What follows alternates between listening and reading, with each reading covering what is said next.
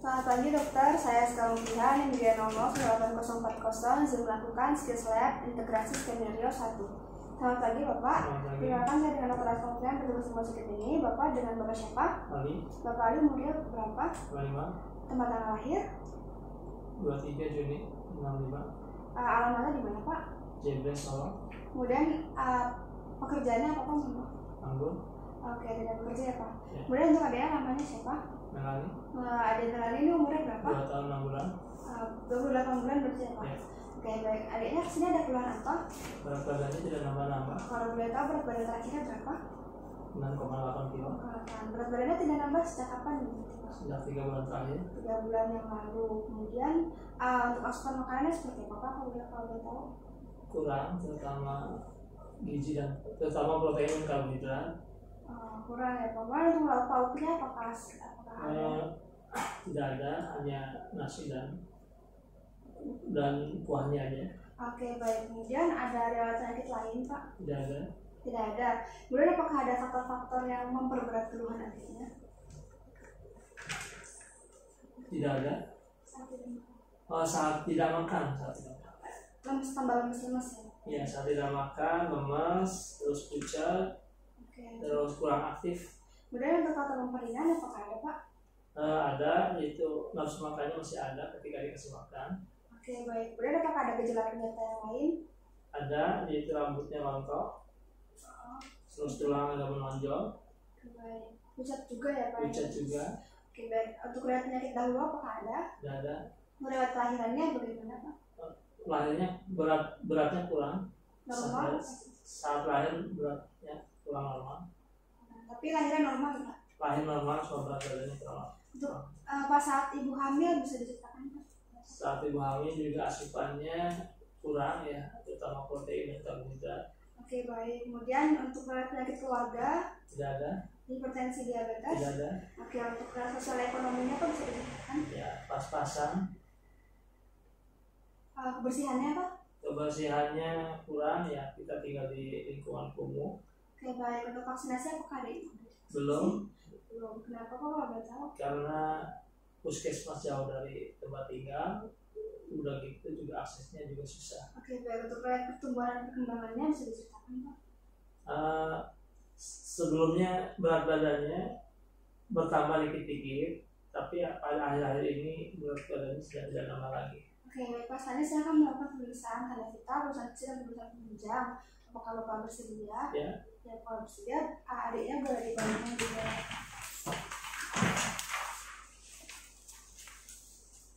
Baik, sebelum melakukan pemeriksaan tanda vital, saya akan melakukan cuci tangan terlebih dahulu. Dengan melangkah. Lalu saya akan melakukan pemeriksaan jurnal survei. Dari pemeriksaan secara keseluruhan dia terlihat pucat, rambutnya kusam, mukanya lesu, kemudian apatis dan juga mudah menangis. Untuk kulitnya terlihat kering dan juga pucat. Kemudian selanjutnya saya akan melakukan pemeriksaan tanda vital. Pertama saya akan melakukan tekanan nadi terlebih dahulu, tekanan darah terlebih dahulu, yaitu mengecek bisa disesuaikan dengan pasien. Di sini saya asumsikan saya sudah menyesuaikan ukurannya dengan lingkar lengan pasien dan juga dan saya akan membuka secara auskultator.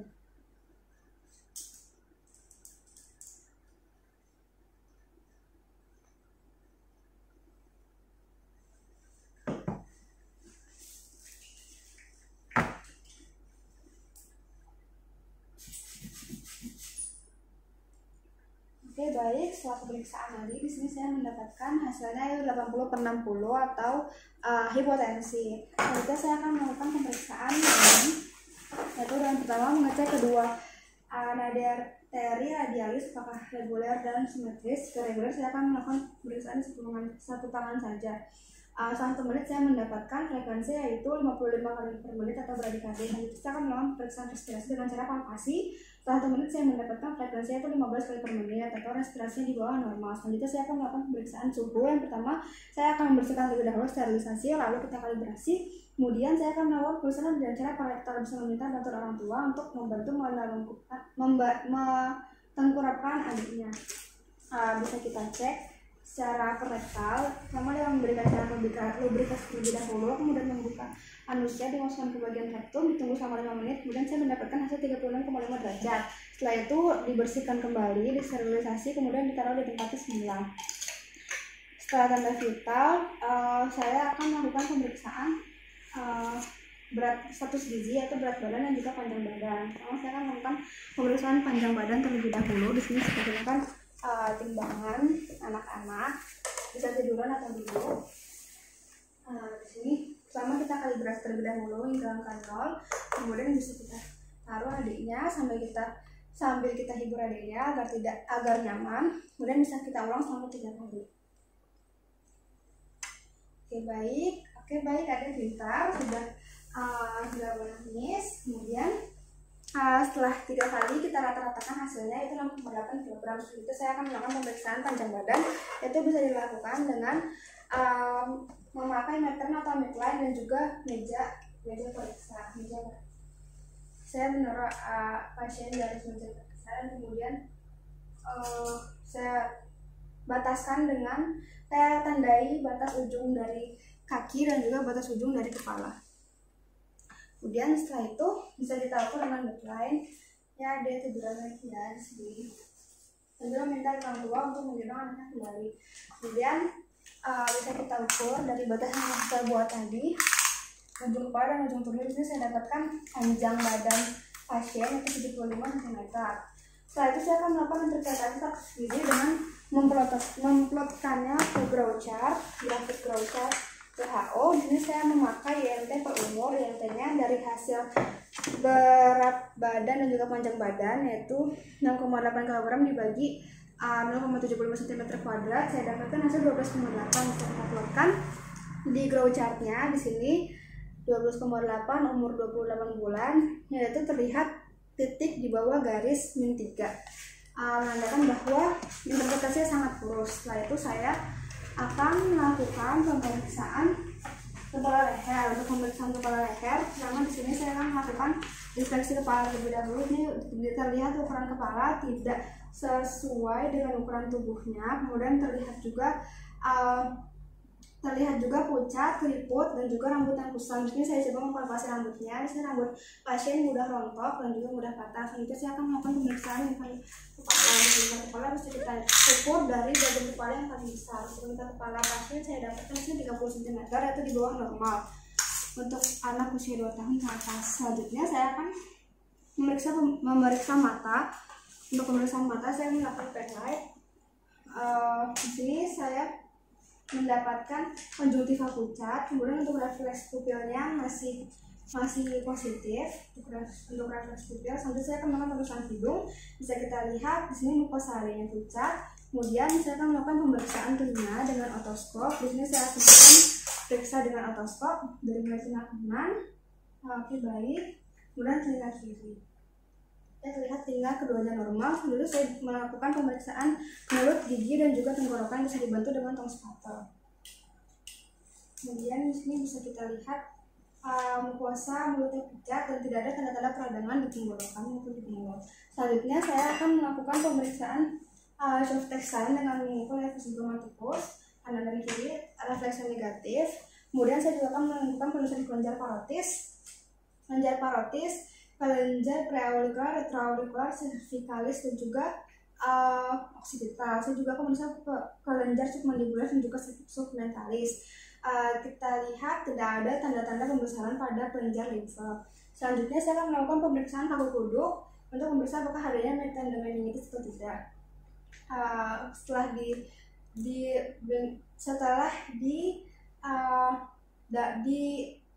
bengkokan kepala pasien menyentuh 2 jari di bawah dagu menandakan paku kuduk negatif.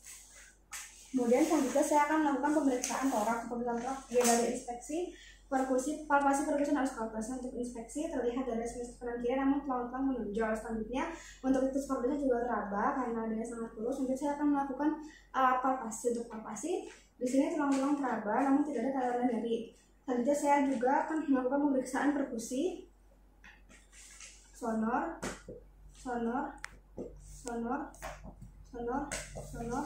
Selanjutnya saya akan melakukan pemeriksaan auskultasi.